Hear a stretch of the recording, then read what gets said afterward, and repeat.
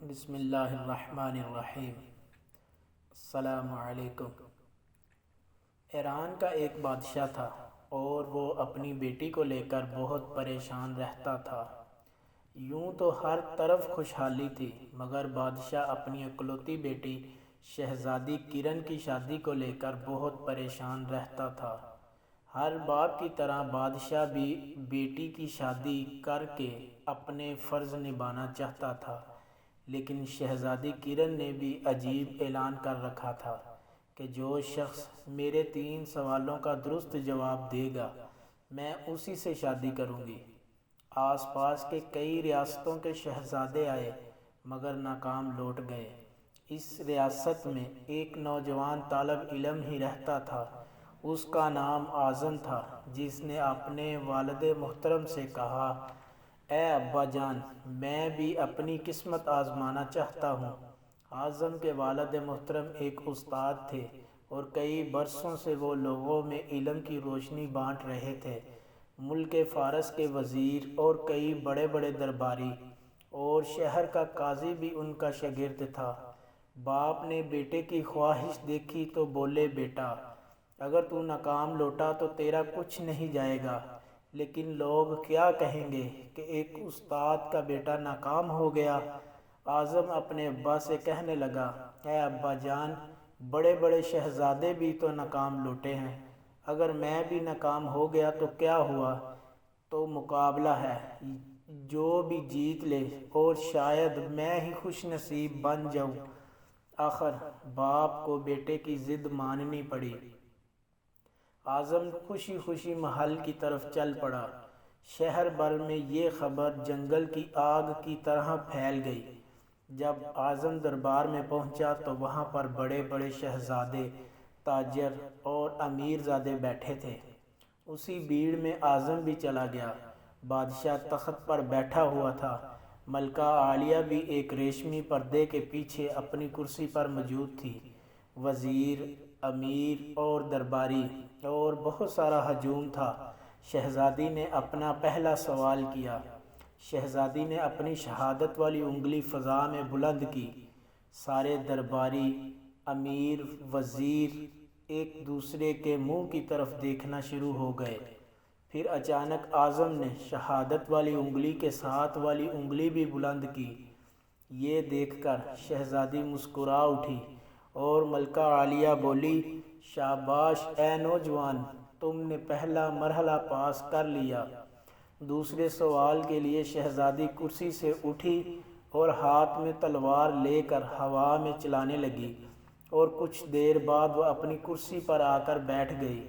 پھر وہی ہلچل درباریوں اور وزیروں میں، اور ایک دوسرے کے منہ کی طرف دیکھنا شروع کر دیا۔ بادشاہ سمیت سب درباریوں کی نظر اعظم پر تھی۔ اعظم کھڑا ہوا اور اپنی جیب سے قلم نکالا اور فضا میں بلند کیا۔ شہزادی پھر خوشی سے جھوم اٹھی۔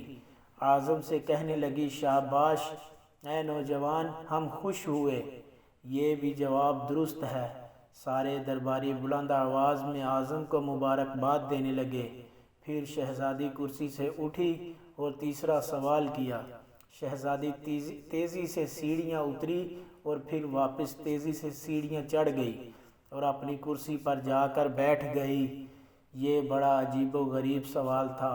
سارے درباری پریشان ہو گئے اور ہر طرف خاموشی چھا گئی۔ لوگوں کی سانسیں رک گئیں اور ہر ایک نے اعظم کی طرف دیکھنا شروع کر دیا۔ اس بار اعظم بھی کچھ دیر سوچتا رہا، پھر آخر کار اٹھ کھڑا ہوا اور اپنے دل پر ہاتھ رکھ کر شہزادی کی طرف دیکھنے لگا۔ شہزادی بہت خوش ہوئی اور اعظم سے کہنے لگی، مرحبا مرحبا اے نوجوان، مبارک ہو، شہزادی کرن نے تمہیں پسند کر لیا۔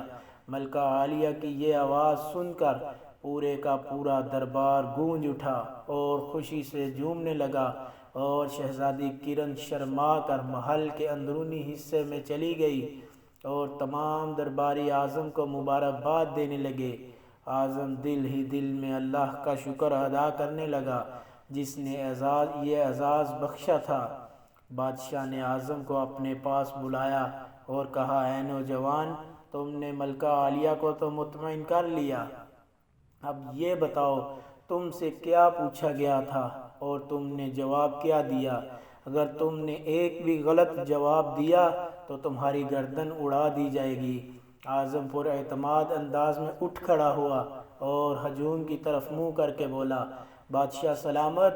شہزادی نے ایک انگلی کھڑی کر کے پوچھا تھا، کیا تم اللہ کو مانتے ہو؟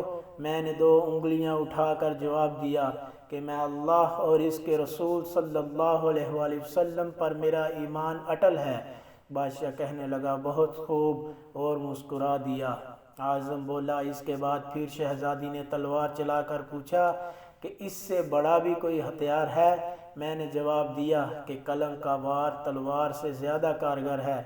بادشاہ پھر خوشی سے جھوم اٹھا اور کہا، ماشاء اللہ، اے نوجوان، تم نے پھر ہمارا دل جیت لیا اور تم نے یہ ثابت کر دیا ہے کہ جاہ و جلال، دولت اور شہرت کی علم کے سامنے کوئی حیثیت نہیں۔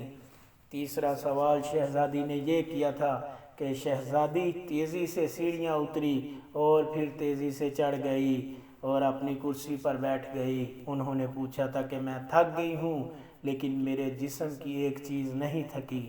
میں نے جواب دیا کہ یہ دل ہے جو پیدائش سے لے کر موت تک بغیر تھکے دھڑکتا رہتا ہے۔ بادشاہ نے اعظم کو اپنے پاس بلایا اور اسے گلے سے لگا لیا اور کہا، اے لوگو، گواہ رہنا، میں نے حقدار کا حق ادا کر دیا۔ میری بیٹی اسی شخص کی بیوی بنے گی جس کے پاس علم کی دولت ہو، جسے کوئی نہیں چرا سکتا اور نہ ہی کوئی کم کر سکتا ہے۔ بادشاہ نے اسی وقت خوشی خوشی اعظم اور شہزادی کی شادی طے کر دی۔ دوستو، علم نور ہے، علم سمندر کی گہرائی سے بھی زیادہ گہرا ہے۔ حضور پاک صلی اللہ علیہ وآلہ وسلم نے فرمایا، ماں کی گود سے لے کر قبر تک علم حاصل کرو۔